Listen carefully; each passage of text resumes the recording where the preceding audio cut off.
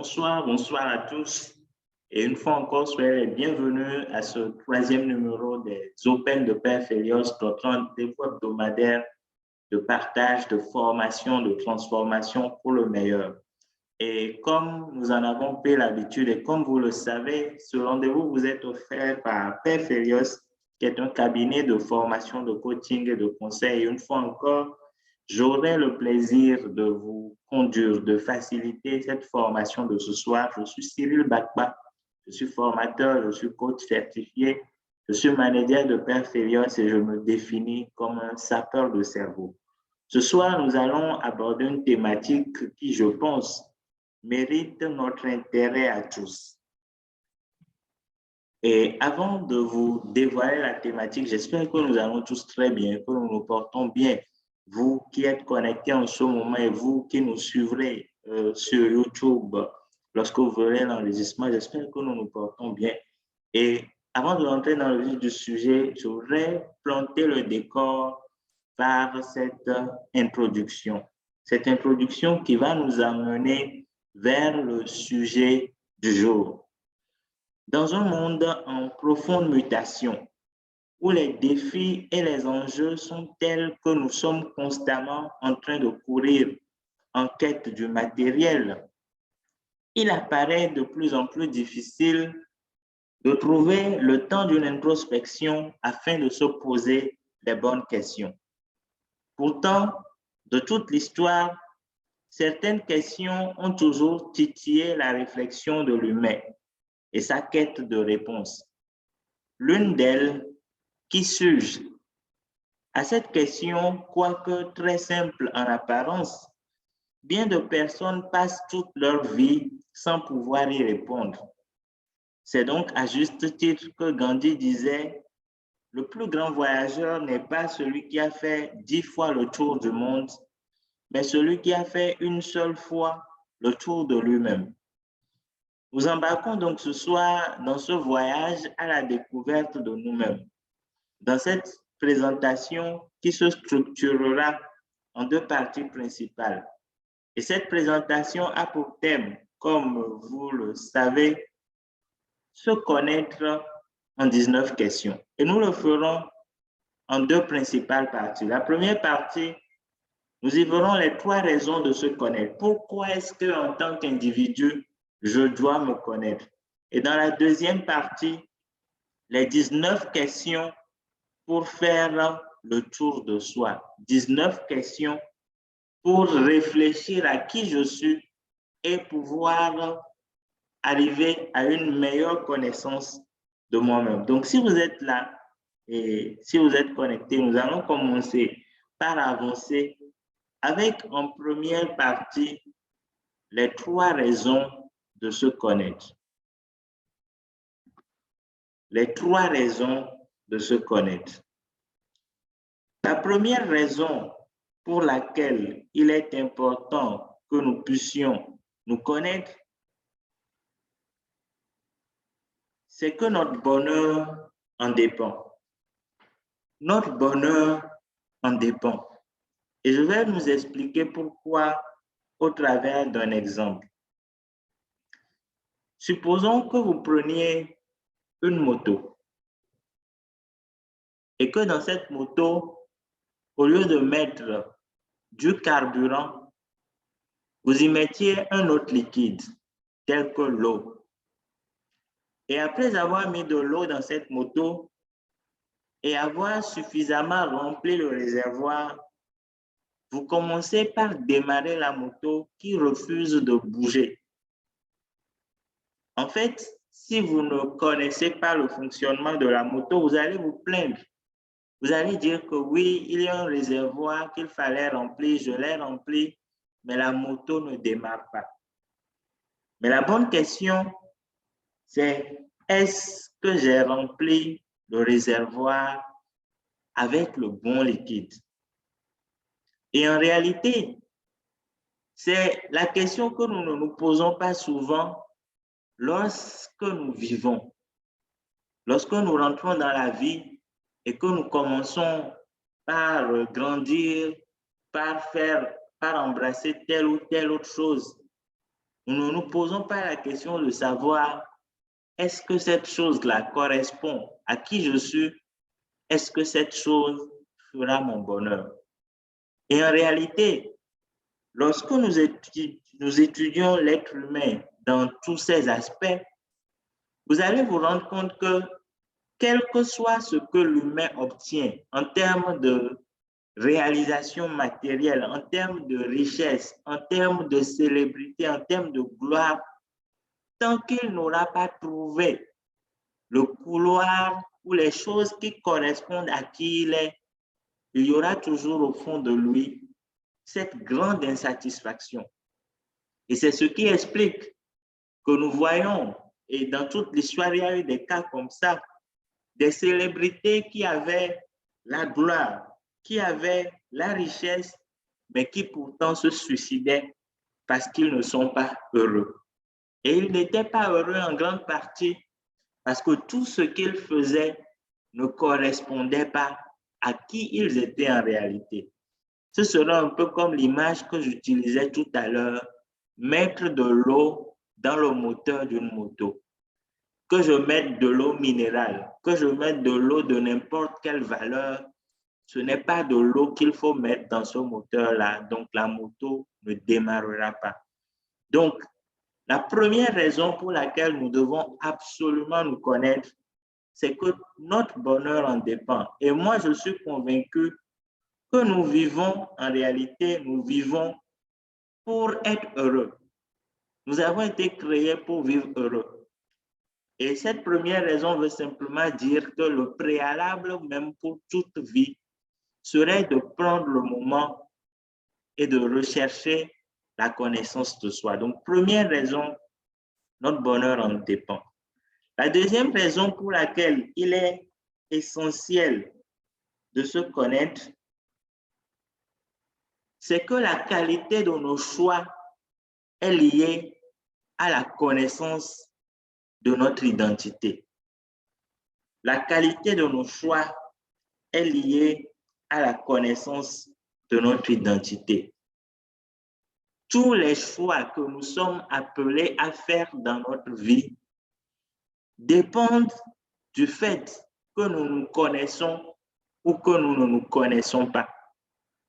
Lorsque je choisis le métier que je dois exercer, je dois pouvoir me demander si ce métier-là me correspond.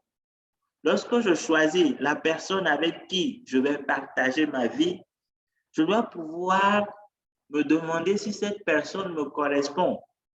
Mais je ne peux savoir si elle me correspond que si je me connais moi-même. Je donnais tout à l'heure l'exemple de l'eau qu'on met dans le réservoir d'une moto. Je vais encore prendre un autre exemple similaire. Vous savez, dans la famille des carburants, il y a différents types de carburants. Il y a l'essence normale qu'on peut mettre dans le moteur d'une moto, dans le réservoir d'une moto, d'une voiture. Et puis, il y a des essences, des types d'essence ou de carburant plus raffinés, comme le kérosène, par exemple, qu'on met dans le réservoir des avions. Alors, qu'est-ce qui va se passer si vous mettez de l'essence super sans plomb dans le réservoir d'un avion? Ce qui va se passer, c'est que l'avion ne va pas démarrer, bien que ce soit quand même du carburant que vous y ayez mis. L'avion ne va pas démarrer, bien que ce soit du carburant que vous ayez mis. Pourquoi? Parce que ce n'est pas le carburant qui lui correspond. Et en réalité, ça ne veut pas dire que l'essence super sans plomb est mauvais. Ça veut juste dire que il n'y a pas de correspondance, quoi. Je prends un autre exemple. Vous prenez votre portable, iPhone, qui a un type de chargeur particulier, et puis vous venez brancher ce chargeur-là à un Samsung.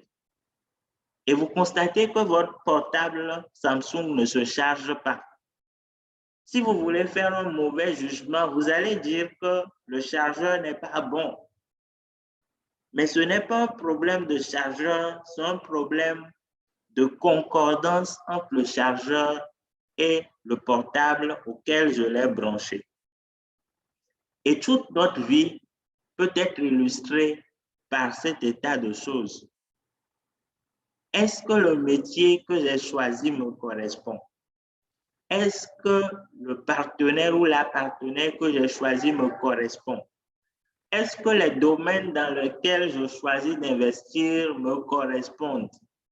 Je ne peux répondre par oui ou par non à ces questions que si j'arrive à me connaître moi-même. Donc, la seconde raison essentielle pour laquelle il faut se connaître, c'est que la connaissance de vous-même détermine la qualité des choix que vous allez faire dans votre vie. La troisième raison essentielle qui est en lien avec la première et la seconde raison, c'est que lorsqu'on se connaît, on gagne en temps, on gagne en énergie, on gagne en ressources. J'entends par ressources, ressources matérielles, ressources financières, etc. Pourquoi? Parce que si je me connais, par exemple, je sais que, je prends un exemple très banal. Je vais dans un restaurant et puis on me présente un menu sur lequel pardon, il y a des viandes, du poisson, et on me dit, sur telle carte, il y a les viandes, sur telle carte, il y a les poissons, sur telle carte, il y a les salades. Je sais que je suis végétarien. Si je suis végétarien, automatiquement, je ne vais pas perdre du temps à aller voir les cartes des viandes, les cartes des poissons. Automatiquement, je vais chercher à voir les cartes sur laquelle il y a les salades, automatiquement. Qu'est-ce que je fais? Je gagne du temps parce que je sais qui je suis. Mais si je ne me connais pas, je vais être là-bas, je vais prendre 10 minutes sur les cartes des viandes, je vais prendre 15 minutes sur les cartes des poissons, 15 minutes sur les cartes des salades avant de me rendre compte que c'est les salades que je voulais. Et c'est ce qui arrive à beaucoup de gens aujourd'hui. Il y a beaucoup de personnes qui investissent leur temps dans des choses qui ne leur correspondent pas, qui passent peut-être une grande partie de leur vie avant de réaliser que ce métier-là ne me correspond pas. Cette personne avec laquelle je veux être partenaire d'affaires ne me correspond pas pour que je m'engage avec lui. Cette personne avec laquelle je veux construire ma vie ne me correspond pas. Et parce que ces personnes ne le savent pas, parce qu'elles ne se connaissent pas, elles font des choix qui finalement leur font perdre du temps, de l'énergie, de nombreuses ressources et au mieux, les plus chanceuses arrivent à revenir sur leur pas. Mais beaucoup se trouvent engagés à vie dans des réalités qui ne peuvent pas les rendre heureux. De sorte à ce que leur vie n'est qu'une succession de problèmes, de difficultés à résoudre, d'insatisfaction, etc. Et donc, vous comprenez qu'au vu de ces trois arguments que nous venons de voir, la connaissance de soi est un enjeu non négociable. Je dirais que s'il y avait une chose que je dois chercher en premier en tant qu'être humain, c'est de répondre à la question qui je suis, qui suis-je, qui suis-je. C'est vraiment le premier niveau, la première question à laquelle je dois répondre avant de m'engager dans quoi que ce soit d'autre. Parce que tant que je n'ai pas répondu à cette question-là, je vais m'engager dans des choses que je peux par après regretter. Donc voilà un peu les trois raisons pour lesquelles il est important de se connaître. Et nous allons voir la seconde partie, les 19 questions.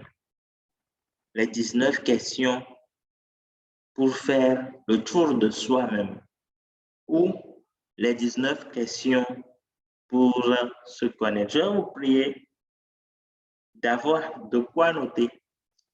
C'est vrai que l'enregistrement de la formation sera disponible sur YouTube et vous pourrez aller le voir, mais si vous avez de quoi noter, ce serait intéressant. Ça va vous permettre de noter les questions, de commencer même par y réfléchir tout à l'heure. Et puis éventuellement, si vous avez des questions, de les poser également. Déjà, si vous avez des questions, je suis à l'écoute. Vous pouvez écrire dans la discussion. Écrire dans la discussion pour qu'on y réponde. Mais pour ne pas perdre du temps, je vais continuer par avancer.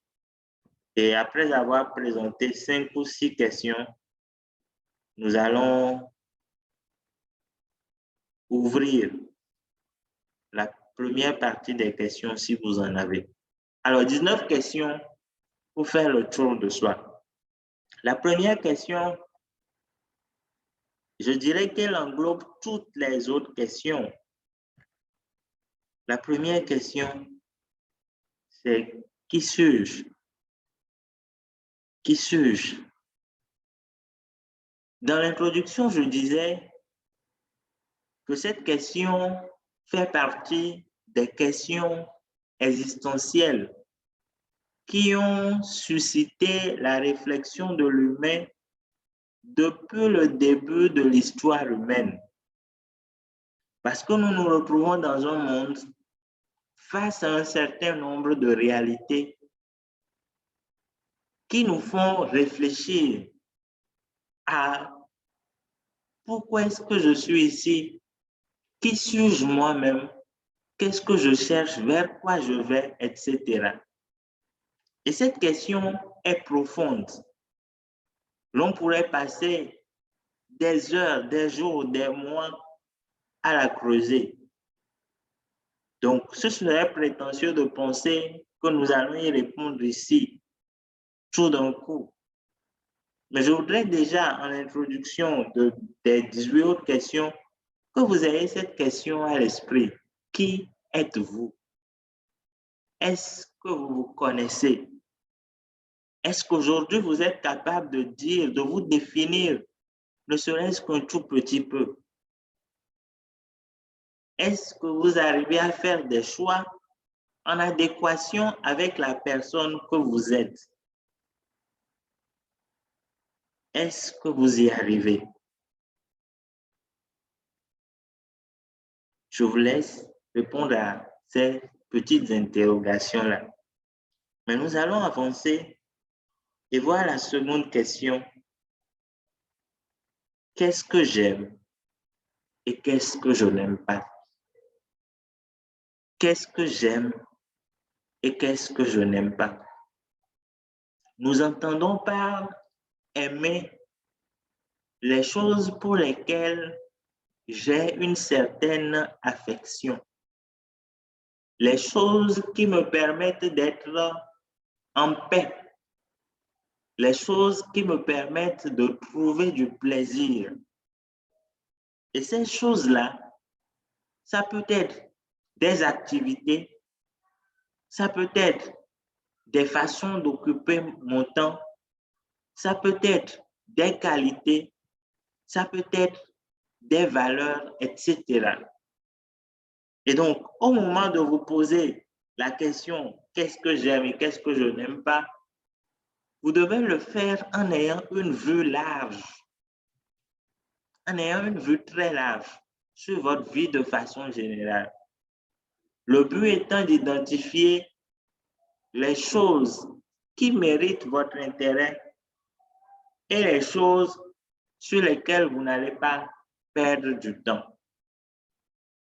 Je prends un exemple banal en ce qui me concerne.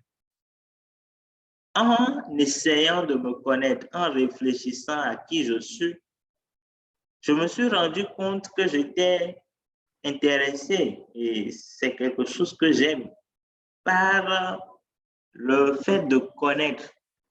C'est-à-dire apprendre pour moi est quelque chose de passionnant.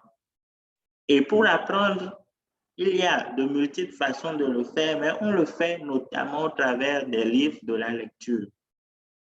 Et donc, parce que je sais que j'aime lire, je n'hésite pas à y engager des ressources parce que je sais que je vais y trouver du plaisir.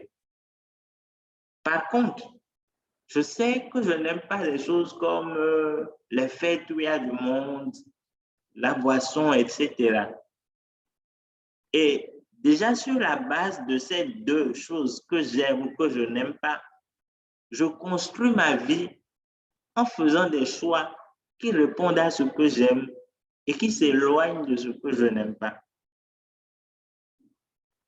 Donc, si tout à l'heure, à l'instant, quelqu'un me dit, ah, il y a une fête quelque part et il y a une formation quelque part, par défaut, le choix est clair parce que je sais dans quel endroit je vais trouver du plaisir, par défaut. Mais si je ne me connaissais pas, si je ne savais pas ce que cela pourrait m'apporter ou dans quoi est-ce que j'aurais trouvé du plaisir, je vais peut-être aller à la fête alors qu'il aurait fallu que j'aille à la formation. Donc, qu'est-ce que j'aime et qu'est-ce que je n'aime pas? Qu'est-ce que j'aime et qu'est-ce que je n'aime pas? Naturellement, ce n'est pas des questions auxquelles vous allez pouvoir répondre d'un seul coup comme ça. Ça va vous demander du temps, ça va vous demander de la réflexion, mais c'est important d'ouvrir la réflexion. La troisième question, quels sont mes centres d'intérêt et mes passions? La troisième question rejoint celle que nous avons vue tout à l'heure. À la nuance près qu'ici, nous sommes essentiellement focalisés sur des activités. On entend par passion des choses que je fais et dans lesquelles je trouve du plaisir.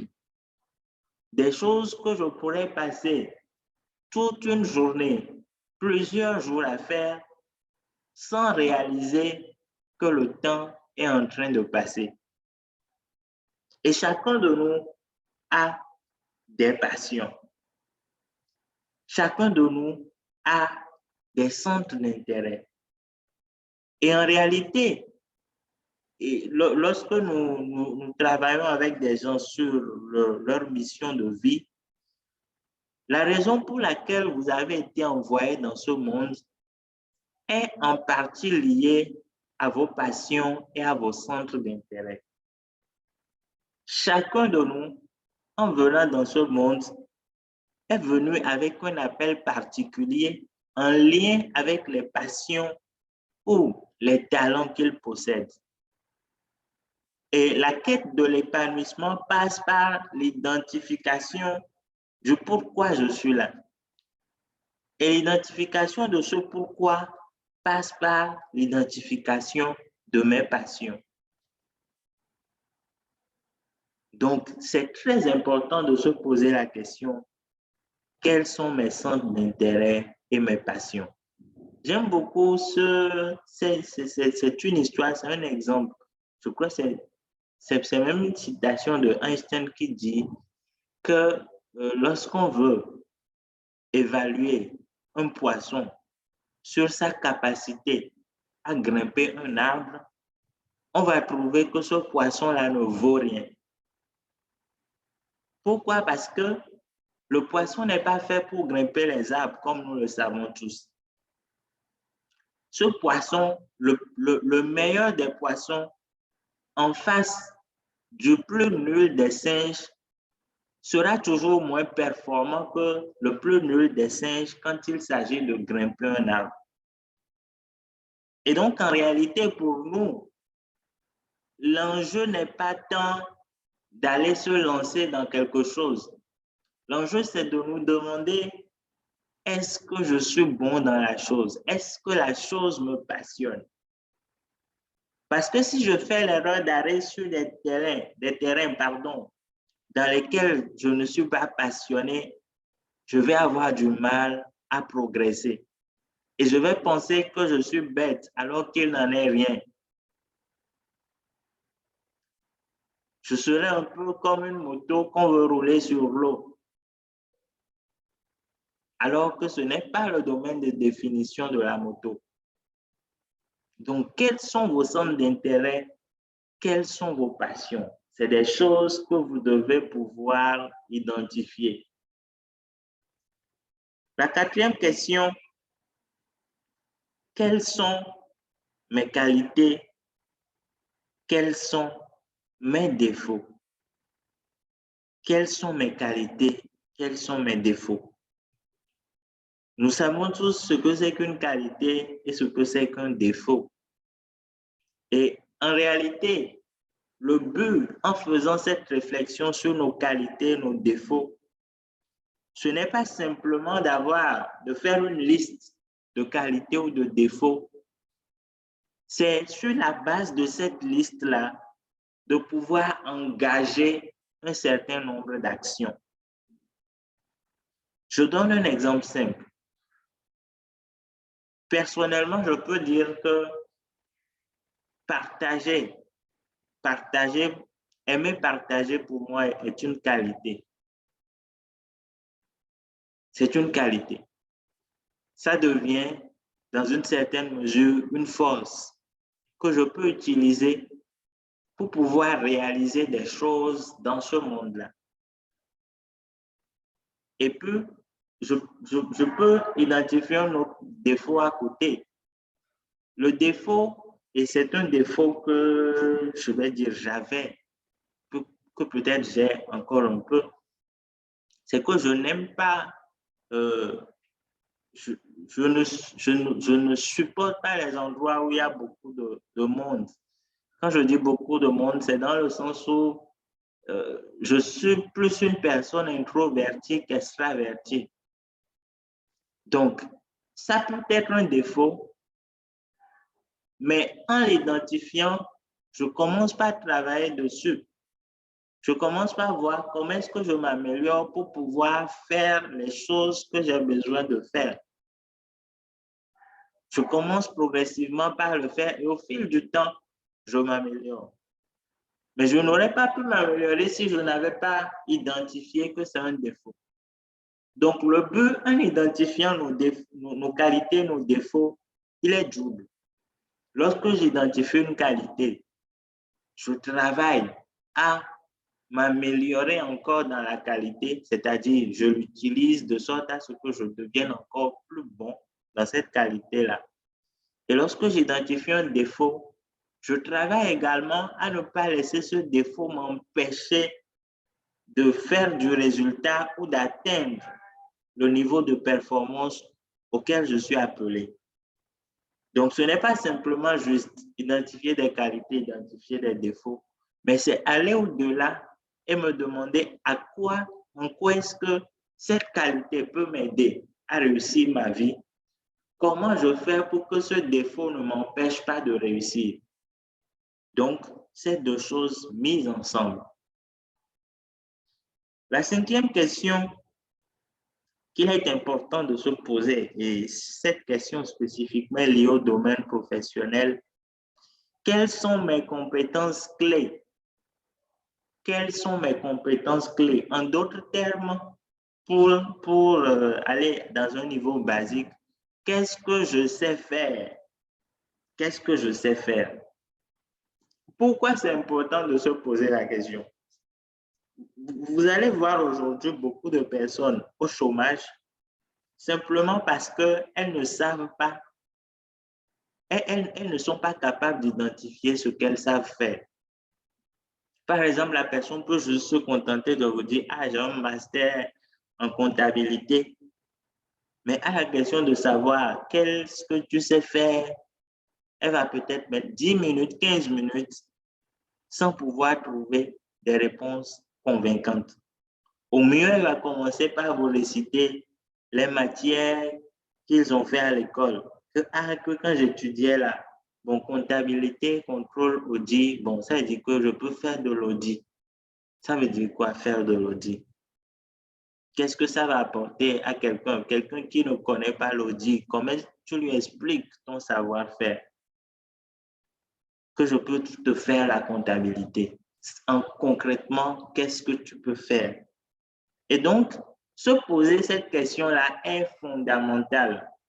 Elle est fondamentale parce qu'elle nous permet de nous positionner.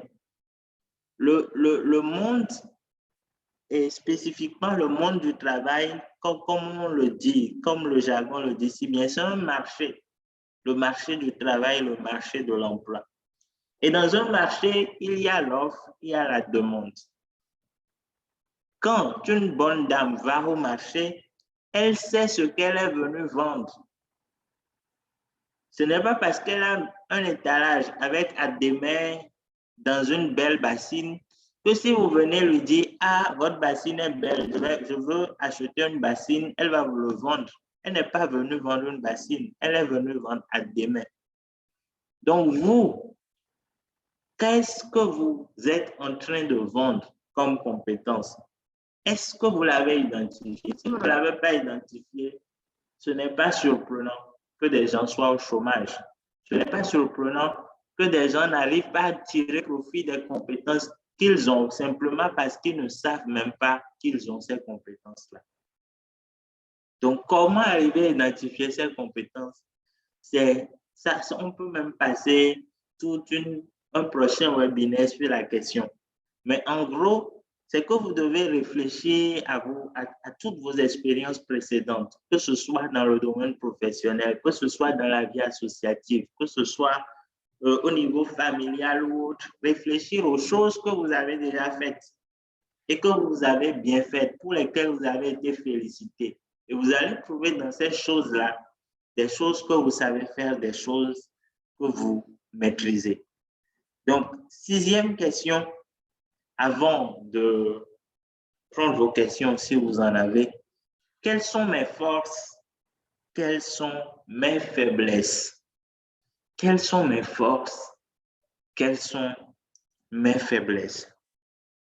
Les forces et les faiblesses, je le disais tout à l'heure, peuvent être en partie assimilées aux qualités et aux défauts. Mais simplement, la question des forces et des faiblesses est beaucoup plus large que la question des simples qualités.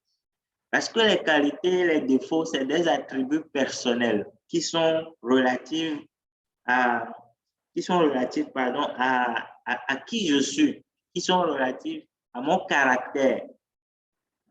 Mais quand on parle de force, on parle d'une réalité beaucoup plus large que le caractère. Par exemple, quand on parle de force, je peux dire que j'ai un bon carnet d'adresses.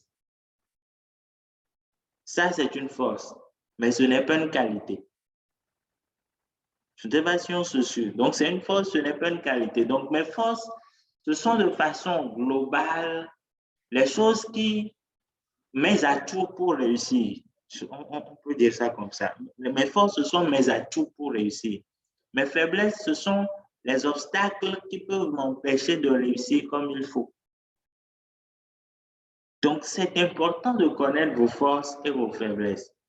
C'est important de faire cet exercice-là régulièrement et périodiquement parce que vos forces d'aujourd'hui peuvent différer de vos forces de demain. Vos faiblesses d'aujourd'hui peuvent différer de vos faiblesses de demain. À l'instant T, est-ce que vous connaissez vos forces? Est-ce que vous connaissez vos faiblesses? C'est des questions qu'il est utile de se poser et pour lesquelles il est essentiel de trouver les bonnes réponses.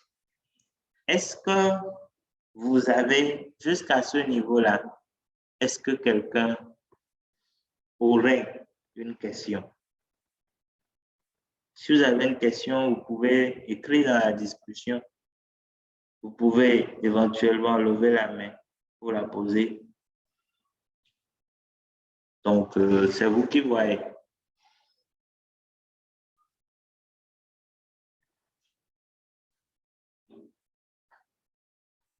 S'il n'y a pas de questions, on peut toujours continuer.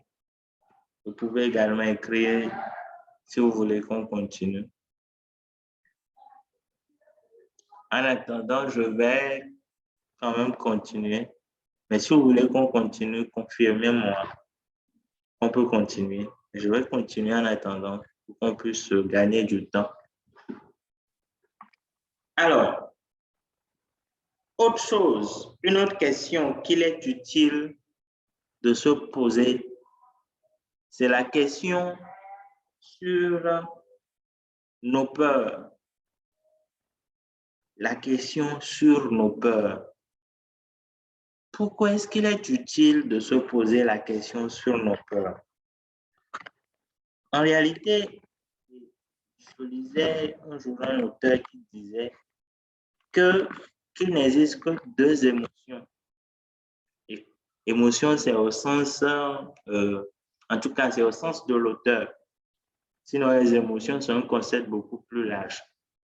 Donc, il disait qu'il n'existe que deux émotions qui gouvernent le monde. L'amour ou la peur. Et que toutes nos actions sont guidées par ces deux émotions-là. Soit je fais des choses parce que j'aime la chose, soit je pose l'action pour éviter quelque chose. Donc, soit j'aime la chose, soit je veux éviter quelque chose. Et lorsque vous posez un regard sur votre vie et vos différentes actions, vous allez vous rendre compte que c'est vrai. Souvent, nous agissons soit parce que nous aimons quelque chose ou nous agissons pour éviter une situation. Vous allez voir quelqu'un qui s'engage à 100%, 200% dans son travail, un travail peut-être qu'il n'aime pas, mais qui va vous dire qu'il fait ça pour éviter que sa famille soit dans le besoin. Donc, il n'agit pas pour l'amour, il agit à cause de la peur du besoin dans lequel peut se retrouver sa famille.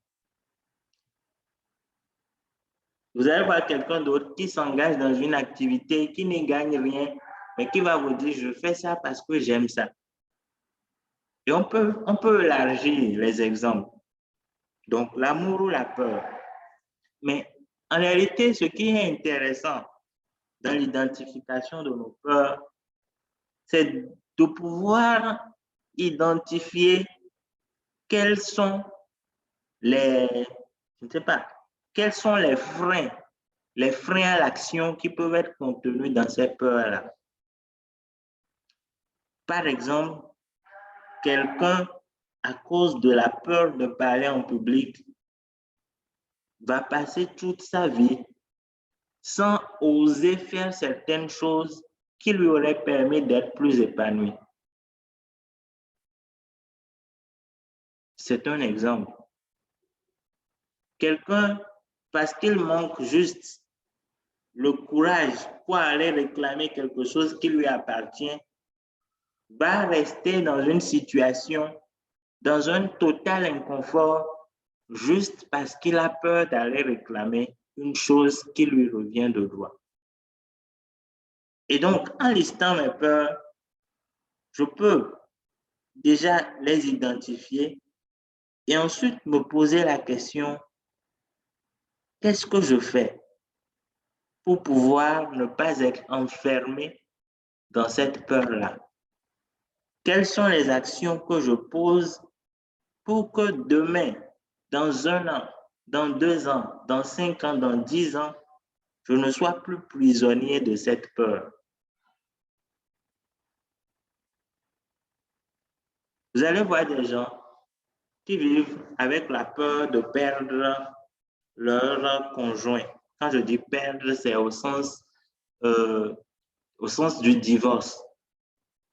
Et parce qu'ils ont cette peur-là, ils vont être là et puis accepter tout ce que le conjoint dit, même si cela ne les épanouit pas. Et en réalité, quand vous allez analyser au fond, c'est que ces personnes-là ont un niveau de confiance en eux qui n'est pas suffisant, un niveau d'amour de soi et d'acceptation de soi qui n'est pas suffisant. Et donc, ils sont obligés d'avoir quelqu'un à côté qui les réconforte dans le fait qu'ils ont de la valeur, etc. Mais en réalité, en identifiant cette peur et en la creusant, ils peuvent se rendre compte qu'en fait, oui, je tiens à mon conjoint, mais ce n'est pas une raison pour que je sacrifie totalement mon épanouissement. Donc, comment est-ce que je fais à la fois pour être épanoui, mais en même temps pour garder mon conjoint? Et là, on entre dans un plan d'action qui permet de corriger les choses au lieu d'être simplement limité par des peurs. Donc, le rôle de l'identification des peurs, c'est ça. Pouvoir réfléchir et engager des actions pour sortir de la peur. Ne pas simplement être prisonnier de la peur, mais pouvoir engager des actions pour en sortir. Et je donne l'exemple du conjoint. On peut multiplier les exemples. Certains acceptent des situations au travail juste parce qu'on va leur dire quitte le boulot si jamais ils voulaient revendiquer un meilleur épanouissement. Mais dans cette situation, qu'est-ce que je fais? Je travaille pour avoir un niveau de compétence où je peux rebondir à tout moment dans ce contexte ou dans un autre contexte. Mais si je me tais, je vais passer 10 ans, 20 ans dans cette peur-là. Et finalement, peut-être ce dont j'ai peur et pour lequel je me suis sacrifié va m'arriver. Donc, quelles sont mes 3 plus grandes peurs? L'objectif, c'est de pouvoir engager des actions pour progressivement sortir de ces peurs. La 8e question, quels sont mes principes et mes valeurs? Quels sont mes principes et mes valeurs? On n'entend pas principes et valeurs des règles qui sous-tendent notre façon de nous comporter. Donc, une valeur, par exemple, le sens du partage, c'est une valeur. Le sens du partage, c'est une valeur.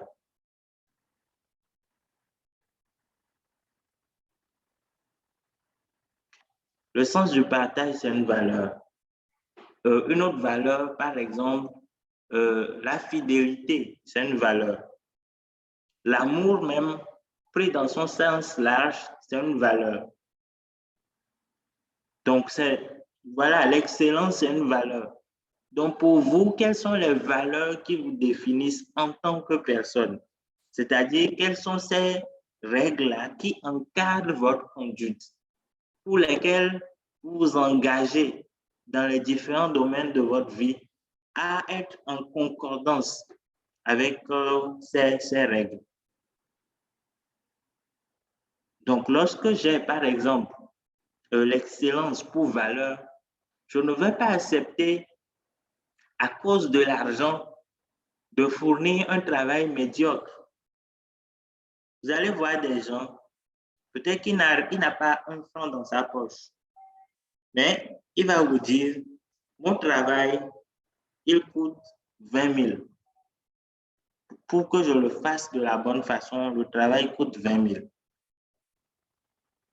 On va peut-être lui proposer de venir le faire à 5 000. Il ne va pas accepter parce qu'il ne veut pas faire un travail qui ne soit pas au niveau de ce qu'il veut produire comme excellence. Parce qu'il est conscient que c'est sa marque en fait. Lorsque vous faites quelque chose, que ce soit dans le cadre professionnel ou ailleurs, c'est votre marque, c'est votre trace. Par exemple, cette formation que nous faisons, elle est sur YouTube. Dans 2 ans, dans 3 ans, les gens viendront voir. Si nous ne sommes pas convaincus que cela correspond au niveau de ce que nous voulons faire, ce n'est pas parce que c'est gratuit qu'on va en descendre le niveau. Parce que c'est notre marque. Donc, quels sont vos principes, quelles sont vos valeurs? Et ce sont ces valeurs qui vont guider en partie vos choix. Il y a des gens qui sont orientés plaisir. Dans les grandes valeurs, il y a des familles de valeurs. Et dans les familles de valeurs, il y a ce qu'on appelle l'hédonisme ou la recherche du plaisir. Et donc, dans cette famille de valeurs-là, il y a toutes les valeurs qui sont liées au luxe, à la fête, au loisir, etc. Donc, il y a des gens qui sont orientés vers ce type de valeurs-là. Et ces gens-là, en partie, ce sont eux qui deviennent artistes, musiciens, animateurs, DJ, etc. C'est leur monde, c'est les valeurs qui les guident. Ce qui se passe, c'est que lorsque vous ne connaissez pas vos principes et vos valeurs et que vous n'en tenez pas compte dans le choix des personnes avec lesquelles vous allez devenir amis, avec lesquelles vous allez fonder un foyer, etc., vous allez avoir à un moment donné des conflits. Des conflits qui sont même indépendants de vous. Des conflits qui sont indépendants de vous. Parce que chacun va vouloir exprimer qui il est, alors que qui vous êtes tous les deux en tant qu'amis ou en tant que conjoint n'est pas en concordance. Ce n'est pas pour rien qu'on dit qu'il y a cette citation de Guillaume qui dit « Qui se ressemble, s'assemble ». La ressemblance, on ne parle pas d'une ressemblance physique, on parle d'une ressemblance au niveau des valeurs. Mais avant de savoir que quelqu'un me ressemble, c'est que moi-même je sais qui je suis, quelles sont mes valeurs. Donc, c'est tout l'intérêt de cette 8e question. Quels sont mes principes? Quelles sont mes valeurs? La 9e question. La 9e question dit, qu'est-ce qui est le plus important pour moi dans cette vie? Qu'est-ce qui est le plus important pour moi dans cette vie? Je répète encore, qu'est-ce qui est le plus important pour moi dans cette vie? Pourquoi est-ce qu'il faut se poser cette question-là? Beaucoup de personnes vivent sans réfléchir à ce qu'ils sont venus chercher dans cette vie. Et cela les amène à poser au quotidien un certain nombre d'actions qui, finalement, ne leur apportent pas le niveau d'épanouissement ou le bonheur qu'ils auraient aimé avoir. Et donc, comme la majorité, ils courent derrière un certain nombre de choses. Le pouvoir, l'argent, les réalisations matérielles, etc. Avant de se rendre compte, pour certains, après avoir obtenu tout ça, que ce n'était pas ce qu'ils recherchaient, mais qu'ils recherchaient quelque chose de différent. Et vous allez voir des personnes qui parfois vont abandonner tout cela, toute cette vie-là, pour aller vers une vie beaucoup plus simple, parce qu'ils ont su identifier pour eux quel était le plus important. Chers amis, je voudrais vraiment que nous aussi, nous puissions nous poser cette question maintenant, pas dans 5 ans, pas dans 10 ans. Il est important que nous nous posions la question maintenant pour que nos choix à partir de cette nuit, à partir de demain, puissent être en concordance avec ce qui est important pour nous. Si ma famille et mes enfants sont importants pour moi, je vais privilégier les moments que je passe avec eux. C'est vrai, je travaille, je dois travailler pour pouvoir apporter le nécessaire, mais je dois forcément tout faire pour pouvoir trouver du temps pour eux. Ça me rappelle une histoire que j'écoutais, qu'on me racontait dernièrement. C'est l'histoire d'un enfant qui était allé à l'école. Donc, l'enfant était allé à l'école et le maître faisait un cours et il demandait « Qu'est-ce que vous aimeriez devenir plus tard? Qu'est-ce que vous aimeriez devenir plus tard ?» Donc, les gens citaient des métiers. Et puis, le tour de l'enfant arrive. Il dit au maître « J'aimerais devenir un portable, un smartphone. » Donc, le maître, il est choqué parce qu'il se dit, bon, depuis l'enfant, là, les gens parlent, mais il ne comprend rien en fait. Et il demande à l'enfant, mais pourquoi tu veux devenir un portable? Et l'enfant lui répond, parce qu'à la maison, mes parents s'occupent plus de leur portable que de moi. Donc, je voudrais devenir un portable. Comme ça, bon, ils vont s'occuper de moi si je suis un portable? Cette réponse-là peut paraître naïve, mais elle a tout son sens. Elle a tout son sens et elle doit nous questionner. Pour nous qui sommes ici, qu'est-ce qui est le plus important pour nous?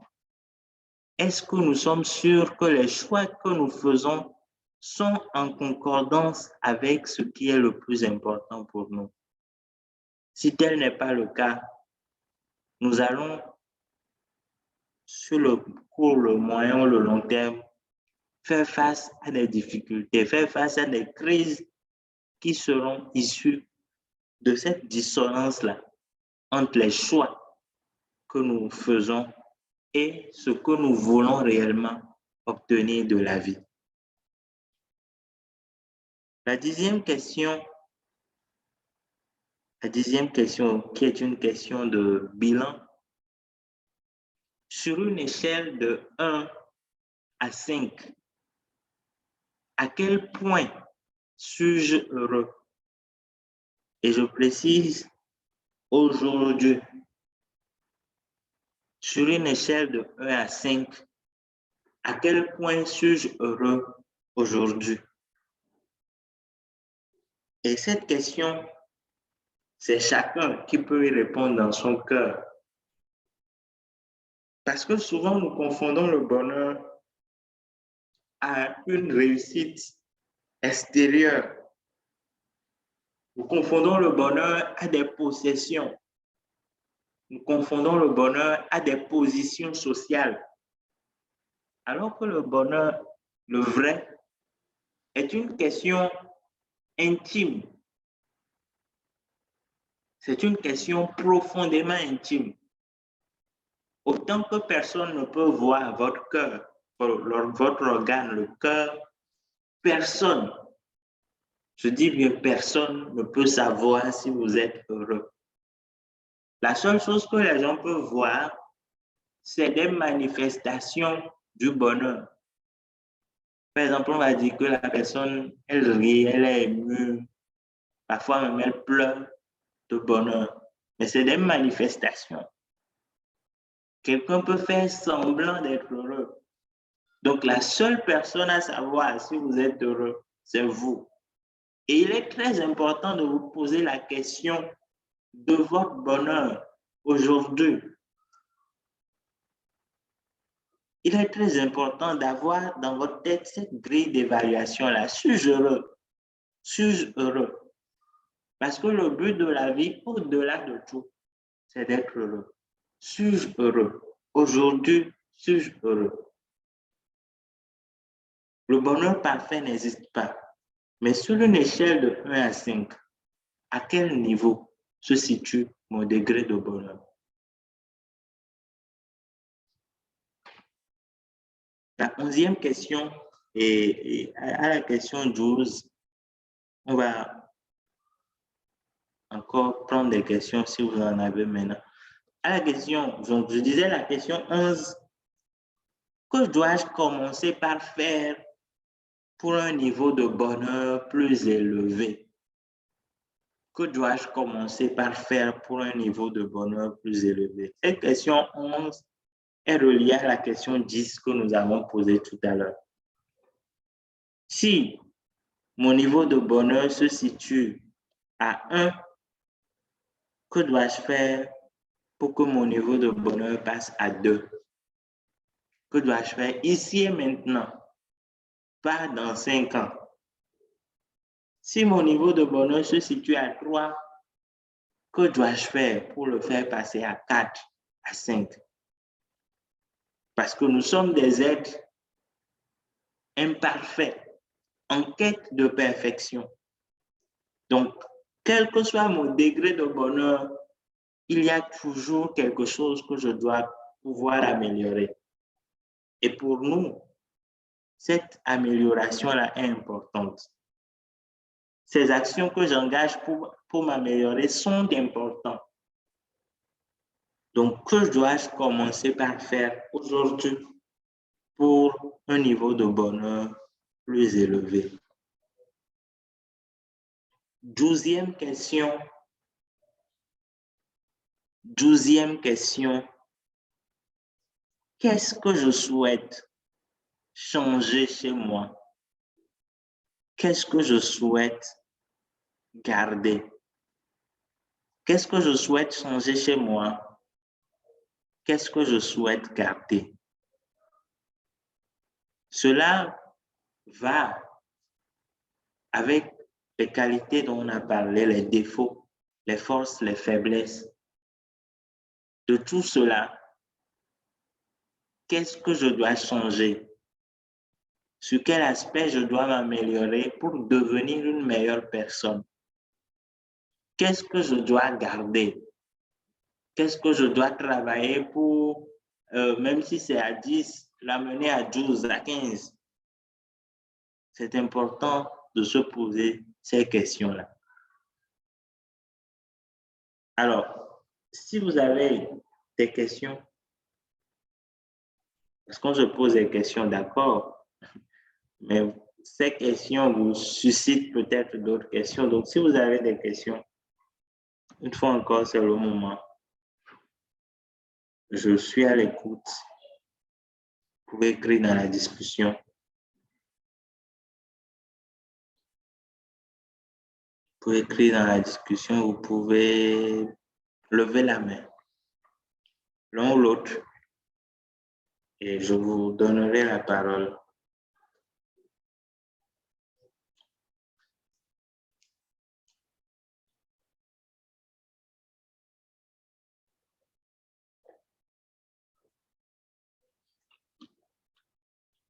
Des questions?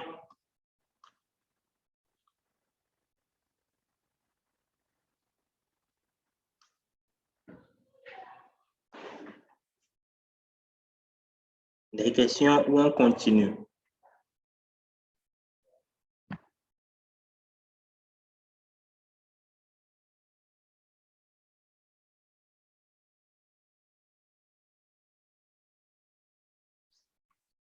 Question ou on continue?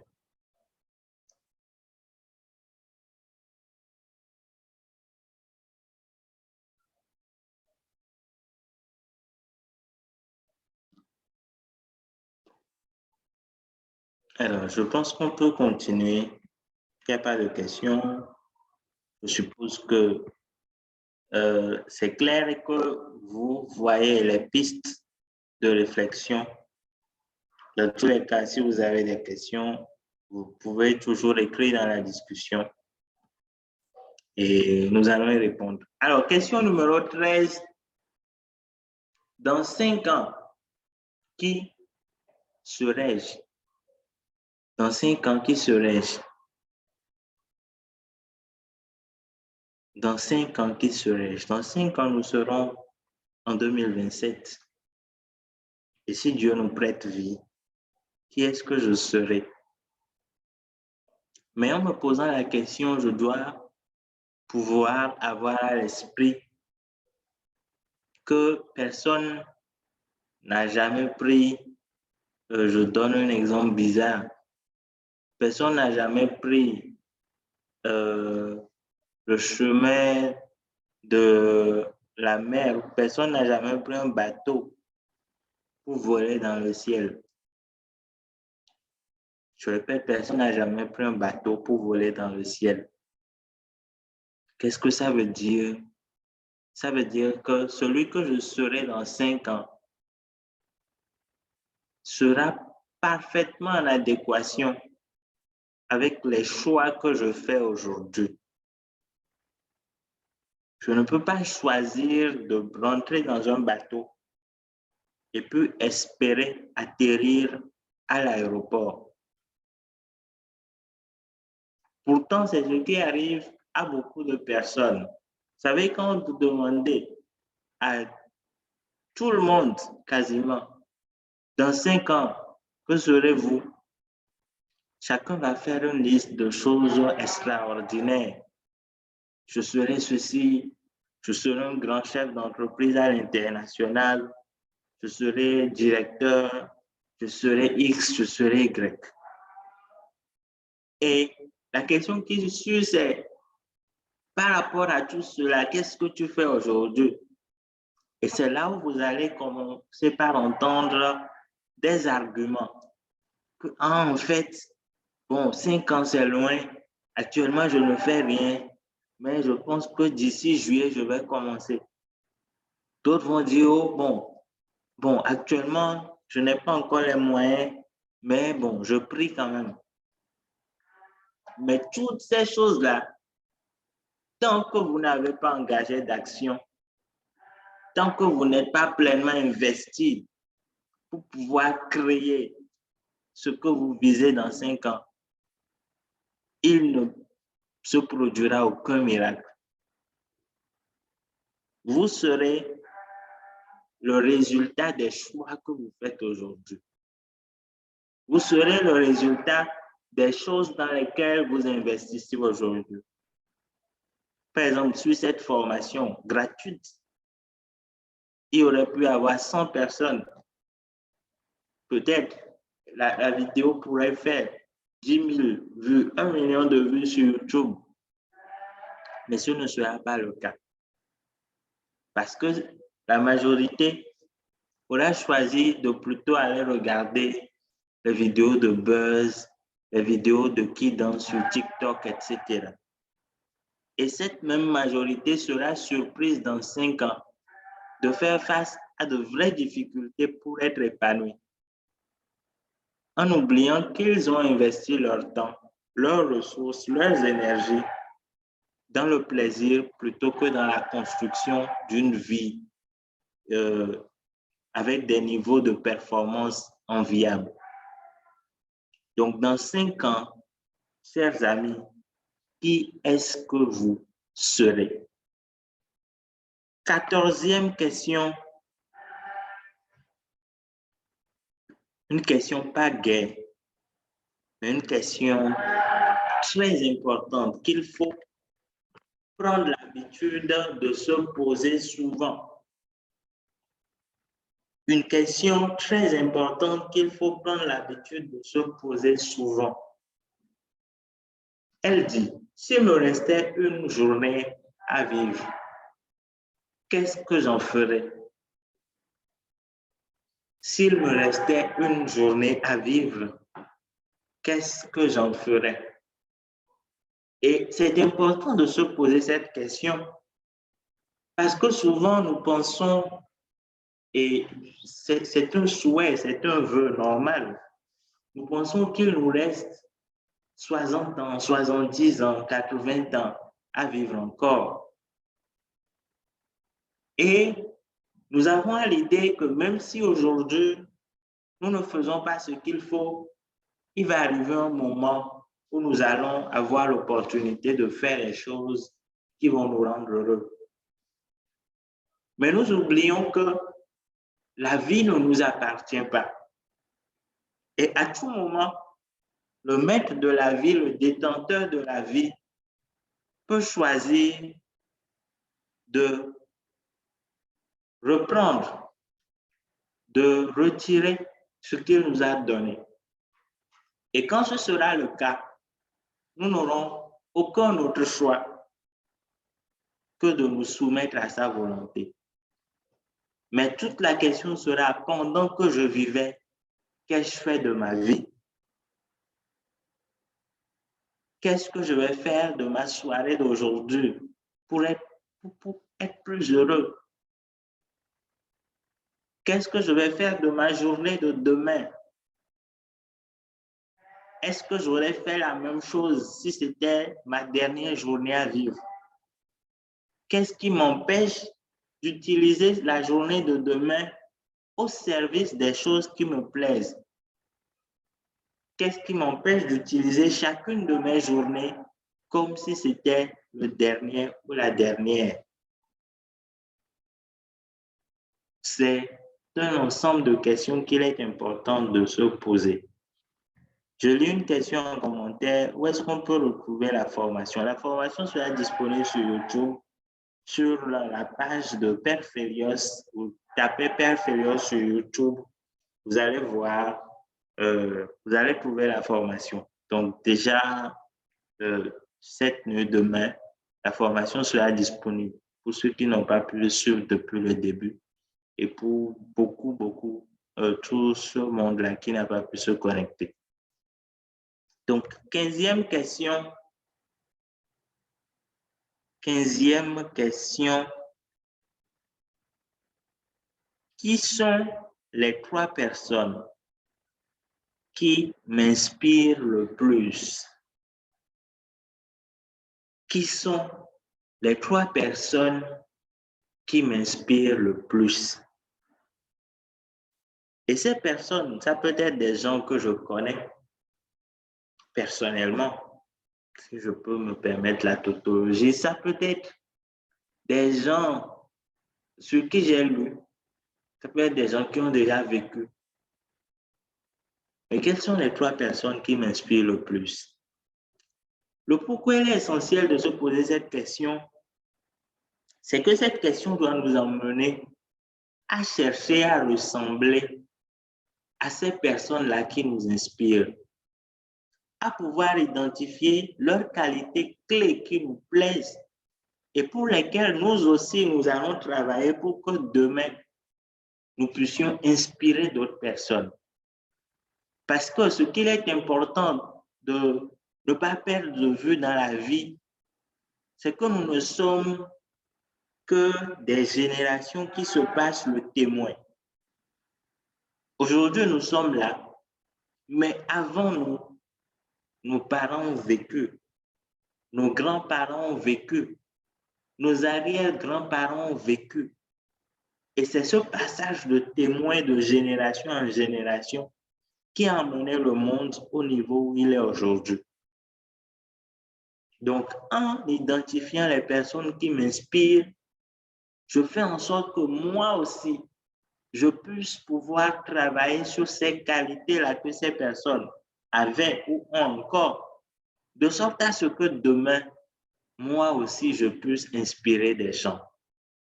Parce que le but de la vie, chers amis, ce n'est pas simplement de vivre, c'est de laisser une trace. La trace, vous pouvez la laisser au niveau de votre famille. Vous pouvez la laisser à un niveau plus grand, au niveau de votre communauté.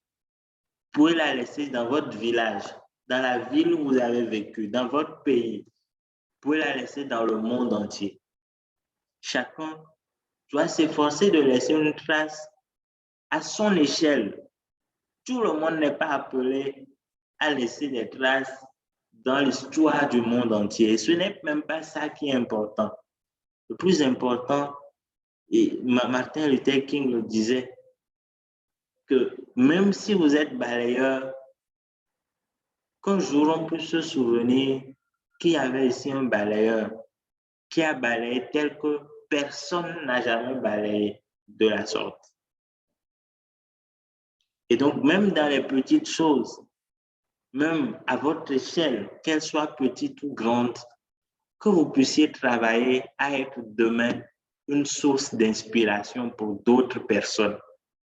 Et cela, ce n'est pas une question d'âge, ce n'est pas une question de richesse, ce n'est pas une question de je ne sais quoi. J'ai toujours l'habitude de dire, et ça je parle aux chrétiens, que Jésus, le Christ, est mort à 33 ans. Mais il a laissé dans l'histoire du monde une tâche indélébile. Pour prendre un autre exemple, prenez Bella Bello. Bella Bello est morte à 27 ans. 27 ans. Mais elle a laissé dans l'histoire du Togo ou de la musique africaine de façon plus large une trace indélébile. Ça veut dire que nous n'avons pas de raison, que ce soit par rapport à nos âges, que ce soit par rapport à nos réalités, pour ne pas nous aussi travailler à demain inspirer d'autres personnes. Mais pour le faire, il est déjà important d'identifier quelles sont les personnes qui nous inspirent, nous. 16e question. 16e question. Et je m'excuse pour la coquille qu'il y a ici dans cette phrase-là. Quelle est la réalisation, quelle est la chose que je veux absolument réaliser avant la fin de ma vie? Quelle est la chose que je veux absolument réaliser avant la fin de ma vie? Je répète une dernière fois, quelle est la chose que je veux absolument réaliser avant la fin de ma vie? C'est important de se poser la question une fois encore parce que nous vivons comme si nous étions le détenteur du chrono de la vie. Si vous avez quelque chose à faire, si vous ambitionnez de réaliser quelque chose, ce n'est pas demain, c'est maintenant. Ce n'est pas dans 5 ans, c'est maintenant. Ce n'est pas dans 10 ans, dans 20 ans. Je répète encore, c'est maintenant. Peut-être aujourd'hui, vous n'avez pas les moyens, la disponibilité financière, la disponibilité de temps, etc. pour pouvoir réaliser la chose à l'échelle où vous le voulez. Mais une chose est certaine, vous pouvez quand même commencer dans une certaine mesure aujourd'hui. Vous pouvez commencer dans une certaine mesure aujourd'hui. J'ai beaucoup entendu ces derniers temps des histoires de personnes qui sont malheureusement décédées et qui avaient l'habitude de raconter à des personnes de leur entourage ce qu'elles envisageaient faire à leur retraite dans 5 ans, dans 10 ans, etc. Et pour certaines d'entre elles, elles sont décédées à 1 mois, à 2 mois de cette retraite en question. Et donc, tous les plans qu'ils avaient pour cette échéance à venir étaient partis à l'eau simplement parce que justement la vie ne leur appartenait pas.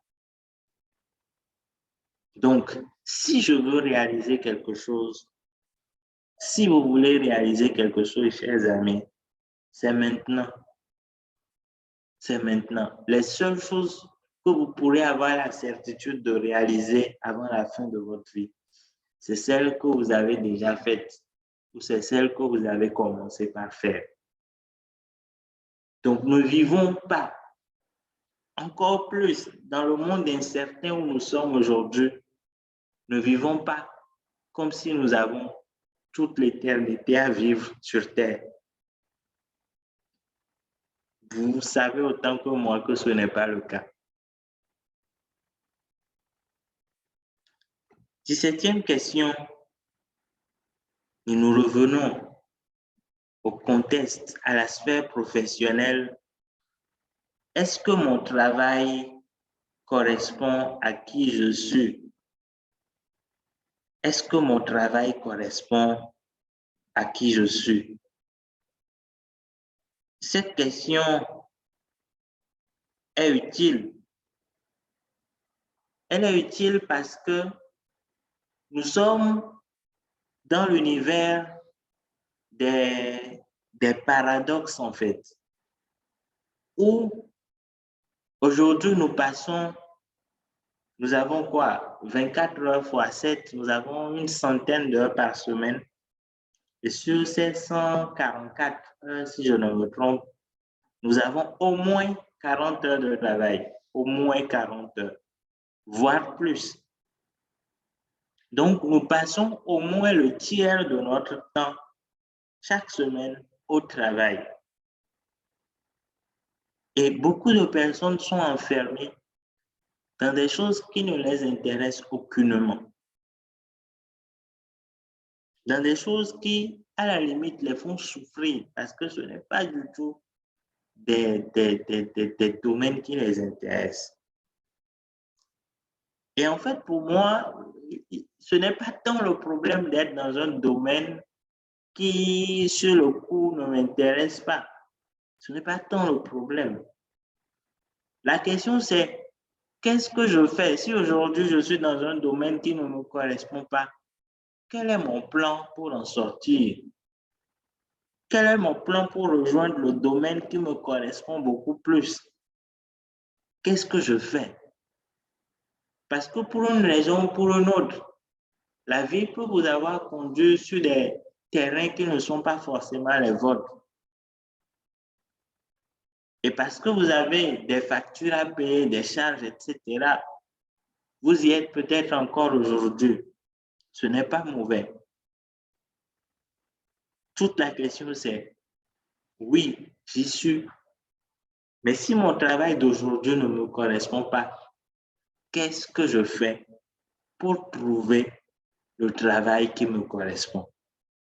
C'est une question essentielle qu'il faut se poser. 18e question. Quelle est cette phrase? Quelle est cette devise? Quel est ce slogan qui vous définit?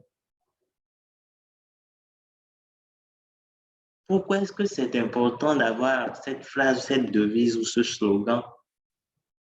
C'est important de l'avoir parce que cela va vous permettre d'avoir une sorte de boussole qui guide vos actions dans la vie. Ce n'est pas pour rien que chaque nation, chaque pays a une devise. La devise est censée être le mot d'ordre qui guide les actions du pays. Et donc, nous, à notre échelle, en tant qu'individus, nous devons aussi avoir une devise, un slogan, une phrase qui nous permet de nous définir nous-mêmes. De sorte à ce que quand je me lève le matin, je puisse me demander qu'est-ce que je vais faire aujourd'hui en adéquation avec mon slogan. Quand je me couche le soir, je puisse évaluer est-ce que ce que j'ai fait aujourd'hui est en adéquation avec ma devise? Si tel n'est pas le cas, qu'est-ce que je fais pour que demain, je puisse poser des actions en adéquation avec ma devise? C'est extrêmement important. 19e et dernière question. Sur la base de tout ce que nous avons dit, sur la base de toutes les précédentes questions, une autre question se pose à nous. Quelle première action devrais-je faire dès aujourd'hui, dès ce soir, dès les premières heures de demain matin? Quelle première action vais-je poser pour devenir la meilleure version de moi-même? Quelle première action devrais-je faire dès aujourd'hui pour devenir la meilleure version de moi-même? Pourquoi est-ce que nous posons cette question à la fin? Nous la posons parce que cette formation, que vous soyez en direct maintenant ou que vous la suivez après, cette formation peut être pour certains une formation de plus où des questions ont été posées ou peut-être ils ont réfléchi sur le champ. Mais comme nous l'avons dit en introduction, toutes ces questions posées ne peuvent pas trouver des réponses en une nuit. Ces questions posées sont des questions qui nous suivent tout au long de notre vie. Et pour nous, l'objectif en faisant cette formation et ces webinaires de façon globale, c'est que nous puissions avoir des gens qui, sur la base de ce que nous disons, puissent engager des actions qui transforment leur vie. De sorte à ce que dans un an, nous puissions faire un bilan et nous dire, voici tel qui a obtenu tel résultat. Dans 5 ans, nous puissions avoir un bilan encore plus élogieux. Mais cela passe par les actions que vous allez engager. Donc, je nous souhaite vraiment que ces questions, nous puissions nous les poser. Nous puissions commencer par trouver des réponses, même si ces réponses ne sont pas parfaites. Et surtout, nous puissions, dès ce soir, dès demain, commencer par faire quelque chose pour rechercher, pour avancer vers la meilleure version de nous-mêmes.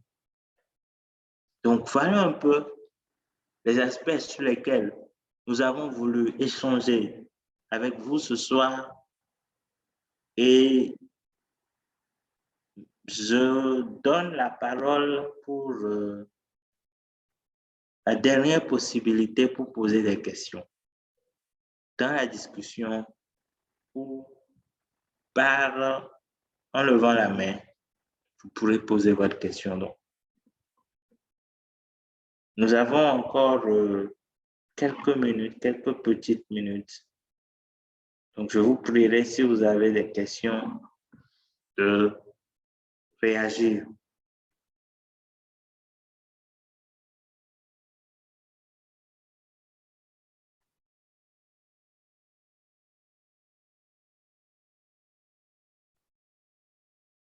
Questions?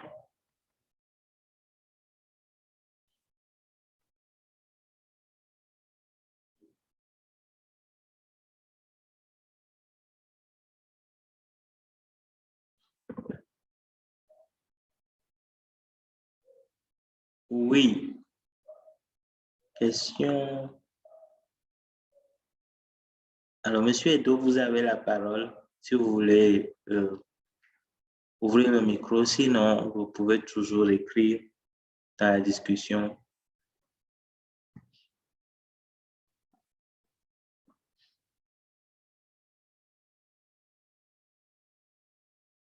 Ah, attendez, est-ce que vous avez, je peux vous autoriser à ouvrir le micro? Voilà, je pense que c'est bon.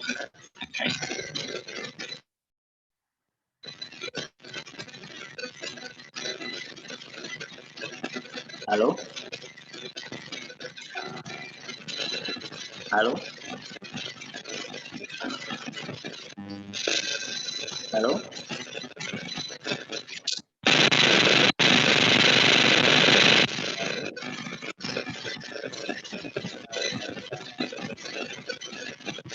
Problème avec son micro.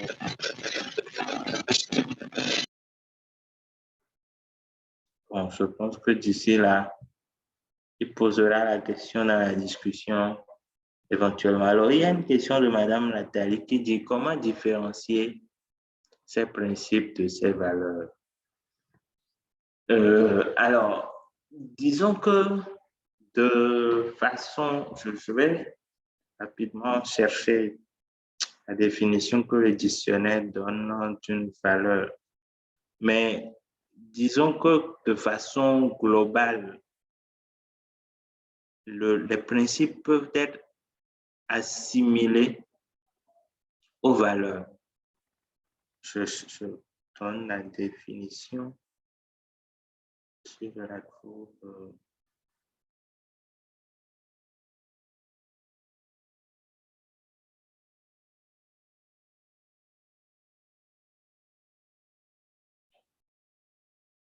Une minute, hein, je recherche la définition du mot valeur pour mieux vous expliquer.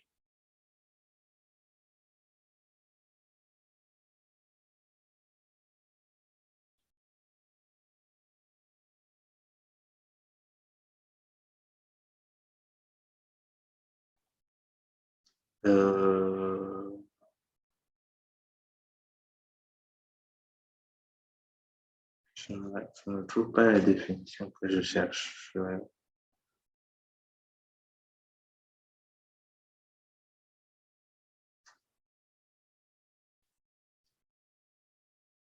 Alors, mais je commence par répondre quand même. La valeur et les principes peuvent être assimilés.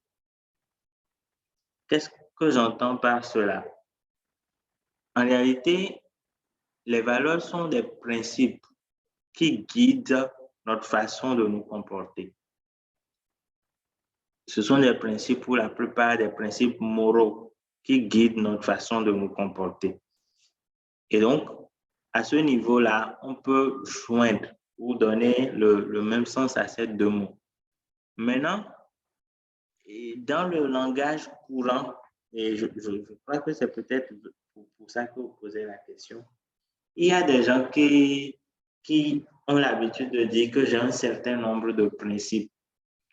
Et ces principes-là que ces personnes évoquent, ce sont souvent des, je ne sais pas comment appeler ça, mais des règles personnelles qui se sont définies, qui ne sont peut-être même pas positives. C'est-à-dire que vous allez voir quelqu'un qui n'est pas sociable, qui a un mauvais caractère, qui va vous dire que non, c'est à cause de ses principes. Mais quand je dis que j'ai des principes qui ne sont pas favorables au vivre ensemble, c'est qu'en fait, ce ne sont pas des principes, c'est des défauts. Je ne sais pas si j'arrive à m'expliquer. Sinon, au sens général des deux termes, les valeurs sont des principes moraux qui guident notre façon de vivre. Ce sont des principes stables. C'est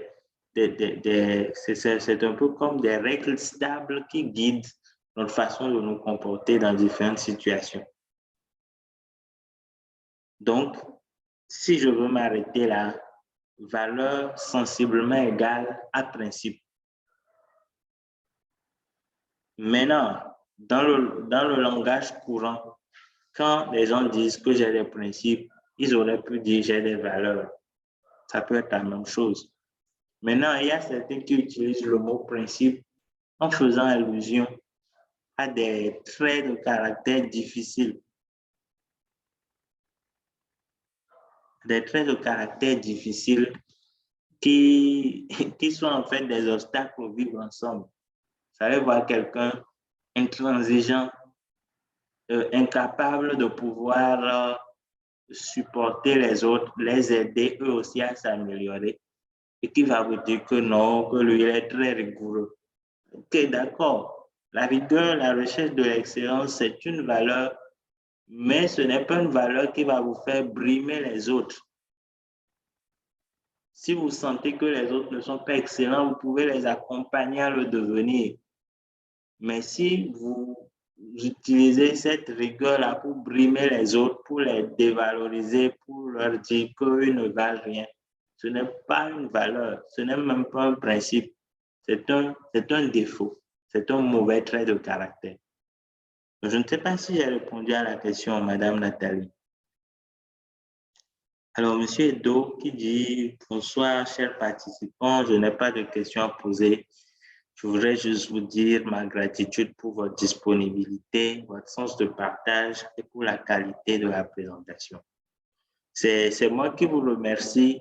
Nous avons voulu instaurer ces rencontres, ces webinaires hebdomadaires tous les samedis soirs sur différents thèmes parce que nous sommes convaincus que nous ne pouvons nous améliorer qu'ensemble. Nous pouvons nous améliorer qu'ensemble. C'est parce que il y a X qui s'est amélioré, Y qui s'est amélioré, X qui est beaucoup plus épanoui dans sa vie que nous aussi, notre société prise en son ensemble, notre pays, notre continent sera plus épanoui. Donc, tel est notre engagement. Et nous ferons le maximum pour. Et comme c'est les premiers webinaires, beaucoup s'inscrivent, certains n'arrivent pas à revoir dans leur mail pour pouvoir se connecter. Mais pour nous, à partir du moment où la formation sera disponible sur YouTube, même s'il n'y a personne, nous la ferons pour que après, dans 6 mois, dans 1 an, quelqu'un tombera sur cette formation à un moment de sa vie où il en a besoin. Et voilà le rôle que nous voulons jouer. Donc, merci à vous qui étiez là ce soir. C'est un plaisir. Le rendez-vous, il est hebdomadaire. Donc, chaque début de semaine, nous annoncerons la formation, le thème de la semaine. Et samedi soir, nous nous retrouverons. Donc, merci à vous. Je vais pas perdre du temps sur les autres annonces. Je pense que vous connaissez le cabinet, que vous connaissez nos différents programmes. Monsieur Edo a déjà participé au programme Aura. Il sait de quoi il s'agit. C'est un plaisir d'avoir les autres également dessus. Et donc, le programme Aura, c'est un programme d'accompagnement à l'excellence de vos prises de parole en public. La prochaine vague démarre le 4 avril, dans quelques jours, et ce sera reparti pour 50 jours de travail ensemble avec les personnes inscrites. Nous avons déjà des inscrits, nous avons encore des places. Ce sera un plaisir de vous avoir avec nous si vous souhaitez vous améliorer en matière de prise de parole en public. En dehors de cela, nous avons notre livre « Chaque crise est une opportunité ». Beaucoup l'ont déjà lu, mais beaucoup doivent encore le lire. Cet après-midi encore, j'étais à une discussion autour du livre et en échangeant avec les participants, je me suis rendu compte encore plus aujourd'hui que beaucoup doivent lire le livre. Beaucoup doivent lire le livre parce que nous sommes dans une phase du monde où les crises se répéteront. Et notre seule voie de salut, c'est d'avoir les outils pour pouvoir affronter ces crises-là et en tirer le meilleur. Donc, je nous invite vraiment, pour ceux qui ne l'ont pas lu, à lire et à relire encore. Pour ceux qui l'ont déjà lu, nos outils ne sont pas ni des romans, ni des belles histoires, ni des connaissances qu'on accumule une fois pour de bon. Nous faisons le maximum pour que ce soit des outils pratiques, qu'il soit possible même d'utiliser chaque jour. Cette formation, il serait intéressant que ces questions, vous puissiez vous les poser chaque 3 mois, chaque 2 mois, chaque mois, pour faire le bilan, répondre et continuer par avancer. Les outils contenus dans ce livre, ce sont des outils que vous devez utiliser tout le temps pour pouvoir planifier, vous ajuster, tirer des leçons, avancer, etc. Donc, ce sont des outils que je vous recommande. Et comme vous le savez, notre cabinet, nos équipes sont à votre disposition pour vous accompagner. Vous connaissez nos contacts 70 03 98 46, numéro accessible par appel et par WhatsApp. Notre site www.felios.com et puis voilà, tous nos canaux, réseaux sociaux, Facebook, Instagram, etc. Et le compte YouTube où vous retrouverez cette formation dès ce soir. Donc, vous pourrez y revenir, la reçu depuis le début pour tirer tous les enseignements qu'il faut. Donc, je nous remercie, nous tous qui avons pris du temps pour être des nôtres ce soir. Je remercie ceux qui prendront également le temps de suivre la vidéo sur YouTube. Et le rendez-vous, il est déjà pris pour samedi prochain. Ce sera un plaisir d'être avec vous. Soyez des nôtres parce que plus nous sommes nombreux, plus il peut y avoir des échanges, plus le partage sera enrichi par les avis des différentes personnes connectées. Donc, soyez des nôtres. Rendez-vous samedi prochain. D'ici là, que la grâce et les bénédictions soient sur nous et que Dieu nous protège. Merci à vous. Bien de choses à vous et à tous ceux qui vous sont chers et au plaisir de vous retrouver samedi prochain et d'ici là, tous les jours sur nos différents réseaux sociaux. À très bientôt, chers amis.